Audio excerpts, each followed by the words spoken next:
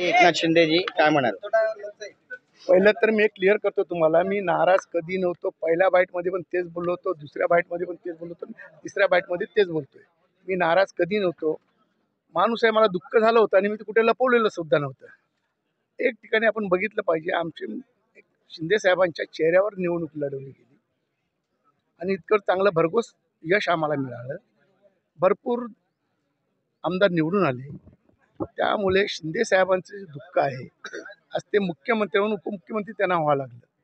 एवढी सर्व मेहनत त्यांनी प्रचंड केल्यानंतर त्यांना 2 स्टेप जर पाठी यावं लागतं, तर त्यांचं दुःख किती मोठं आहे.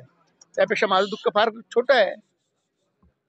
आणि त्याच्यावरून मी एवढंच सांगू इच्छितो तुम्हाला, दुनिया में कितना गम है, मेरा गम कितना कम है, औरों का गम देखा तो मैं मेरा गम भूल गया.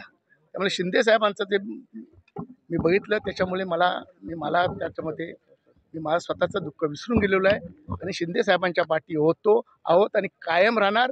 आणि मुंबईमध्ये पुन्हा एकदा जसं मागाठ्यामध्ये 1 नंबर होतं, तसं मुंबईला सुद्धा 1 नंबर आणण्यामध्ये प्रयत्न करा. जास्तीत जास्त नगरसेवक आणून साहेबांच्या ताब्यात आणून देणार. आता गम आहे 2.5 वर्षांचं खुशी मिळेल असं वाटतंय का?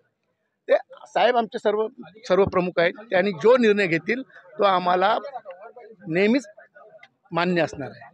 सर, निर्णय घेण्याच्या प्रक्रियेपर्यंत आला होता किंवा वेगळा निर्णय घ्यावा लागला तर त्याच्याविषयी सुद्धा तुम्ही भाष्य केलेलं. थोडे नाराज होतात एकनाथभाईंनी तुमची समजूत कशा पद्धतीने काढली, काय सांगितलेलं आहे तुम्हाला? मी परत सांगतो, दुनिया में कितना गम है, मेरा गम कितना कम है, औरों का गम देखा तो मेरा गम है भूल गया. आणि साहेब हा प्रचंड कार्यकर्त्याला बल देणारा माणूस आहे आणि आम्हाला खात्री आहे, आम्हाला पूर्णपणे मंत्री असलो या नसलो, मंत्र्यापेक्षा चांगलं आम्हाला ताकद देतील याची मला पूर्णपणे खात्री आहे. तुम्ही मुंबईत निघून गेला होता, पण पुन्हा एकदा नागपुरात दाखल झाला. बघा, साहेबांचे विश्वासू सहकार्यापेक्षा आणखी मोठं पद मला या जगामध्ये कुठलंही नको आहे.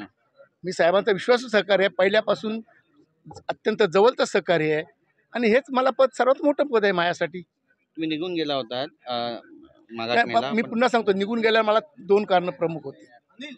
एक तर माझ्या घरचे प्रचंड दुःखी होते, त्यांचं सांत्वन करणं फार गरजेचं होतं आणि त्याच्यापेक्षा मोठं कारण माझे कार्यकर्ते प्रचंड दुःखी होते आणि ते सामूहिक राजीनाम्याच्या तयारीमध्ये होते. मला कळलं होतं. त्यांनी प्रचंड व्हॉट्सअप SMS मला केले होते, प्रचंड फोन केले होते. त्यामुळे त्यांचं सांत्वन करणं हे माझ्या दृष्टीने फार महत्त्वाचं होतं.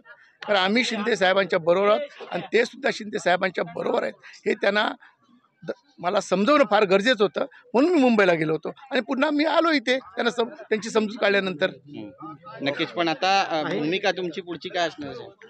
माझी भूमिका मी स्पष्ट केलेली आहे. शिंदे साहेबांसाठी प्रचंड मेहनत करून, जसं मागाठ्यामध्ये प्रचंड मेहनत करून जास्त मतांनी निवडून आलो, तसे जास्तीत जास्त नगरसेवक काढून आता महानगरपालिका येते, त्यामध्ये जास्तीत जास्त नगरसेवक उपनगरामध्ये काढून द्यायची जिम्मेदारी माझी आहे आणि ती जिम्मेदारी मी पूर्ण करून दाखवणार. Thank you sir.